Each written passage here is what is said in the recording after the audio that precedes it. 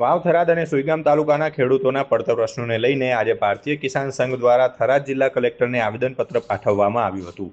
ઉનાળુ ખેતી અને પશુઓના ઘાસચારાને ધ્યાને રાખી નર્મદા નહેરનું પાણી લંબાવવા તેમજ ખેતરોમાં નાખવામાં આવતા વીજ પોલના વળતર મુદ્દે ખેડૂતોએ સરકાર સામે બાયો ચડાવી છે। રવિ પાક અને ઉનાળુ વાવેતરને બચાવવા માટે નર્મદાની મુખ્ય અને માઇનોર કેનાલોમાં 15 એપ્રિલ સુધી પાણીનો પ્રવાહ ચાલુ રાખવા માંગ કરવામાં આવી છે। ખેતરોમાંથી પસાર થતી નવી વીજ લાઇનો અને ઊભા કરાતા પોલ સામે ખેડૂતોને પૂરતું અને યોગ્ય વળતર મળે તેવી રજૂઆત કરાઈ છે। ખેડૂતોએ ગંભીર આક્ષેપ કરતા જણાવ્યું હતું કે ખાનગી વીજ કંપનીઓ વહીવટીતંત્ર અને પોલીસનો સહારો લઈને ખેડૂતો પર દબાણ બનાવી રહી છે। ખેડૂતોની મરજી વિરુદ્ધ અને યોગ્ય વળતર આપ્યા વિના બળજબરીથી વીજ પોલ ઊભા કરવામાં આવે છે।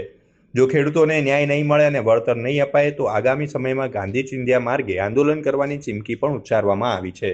ખેડૂતોની વેદનાઓને વાચા આપવા માટે ખેડૂત આગેવાનો આવીને માનનીય કલેક્ટર સાહેબને મળ્યા। કલેક્ટર સાહેબે સમય આપ્યો અને કલેક્ટર સાહેબે ખૂબ પોઝિટિવ વાત કરી કે તમામ કંપનીઓને બોલાવી અને ખેડૂતોને જે અન્યાય થાય છે એની એમણે ગંભીરતાપૂર્વક નોંધ લઈ અને લખ્યું પણ છે કે ખેડૂતોને ક્યાંય અન્યાય નહીં થાય। અમારી રજૂઆત એ હતી કે કંપનીઓ દાદાગીરી કરીને પોલીસને લઈ જઈને બળજબરી કરે। હું તો ખેડૂતોને કહું છું કે પોલીસવાળા આવે એમને પૂછજો કે તમારો બાપ કોણ છે, તો એમનો બાપ પણ ખેડૂત છે, તમે પણ ખેડૂતના દીકરા છો। આ રીતે ખેડૂતોને હેરાન કરી ખેડૂતોના ક્ષેત્રમાં બળજબરીથી ન પ્રવેશ કરવો જોઈએ એ બાબતની સાહેબને રજૂઆત કરી છે।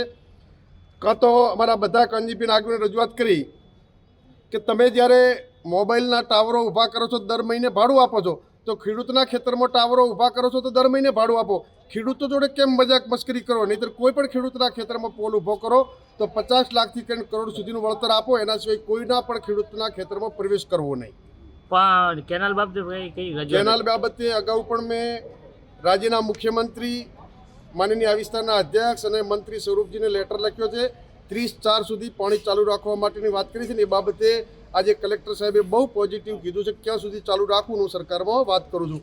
એટલે આજે હકારાત્મક અભિગમ આવ્યો છે। ખેડૂતો માટે પાણીની પણ આ તમામ આગેવાનોએ રજૂઆત કરી છે। આજે ભારતીય કિસાન સંઘ દ્વારા ખેડૂત આગેવાન દ્વારા કલેક્ટર સાહેબને આવેદનપત્ર આપવામાં આવ્યું છે કે અત્યારે જે ઘાસની બહુ તંગી છે અતિવૃષ્ટિના કારણે ભયંકર ખેડૂતોને નુકસાન થયું છે અને મોડેથી ઘાસ પણ જે હતું તે પણ બળી ગયું હતું પાણીને લીધે।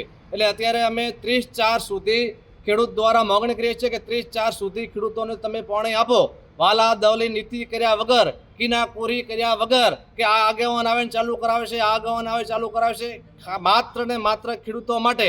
અને અમે એવું માનશું કે ખેડૂતો માટે 30/4 સુધી તો તમે પાણી ચાલુ રાખશો તો અમે એમ માનશો કે વાવ ધણેતર કે હોયગામ તાલુકાને તમે એક સરકાર દ્વારા એક બજેટ આપ્યું એવું પણ અમે માનશો કે અમારા માટે ખેડૂતો માટે તમે નવેસરથી બજેટ આપ્યું છે એ માટે।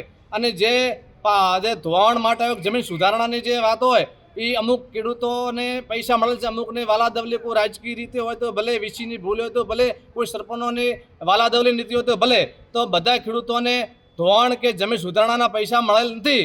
અને કોઈક પ્રોટોકોલને કારણે ઓફલાઈન કદાચ નહીં ચાલુ એને લીધે ખેડૂતોને માત્રમાં જે હેક્ટરે 20,000 થી 2 હેક્ટરના 40,000 જે બાકી રહી ગયેલ ખેડૂતો છે એ તમામ તાલુકાઓની અંદર સત્વરે ચૂકવણું કરો।